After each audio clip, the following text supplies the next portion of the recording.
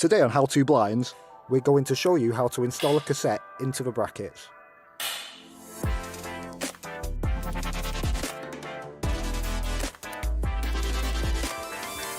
First, we'll just show you a reference as to where the bracket clips onto the grooves on the cassette.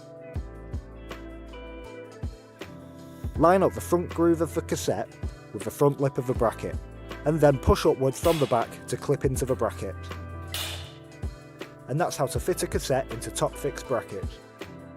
Thanks for watching, and remember to like and subscribe for more on How To Blinds.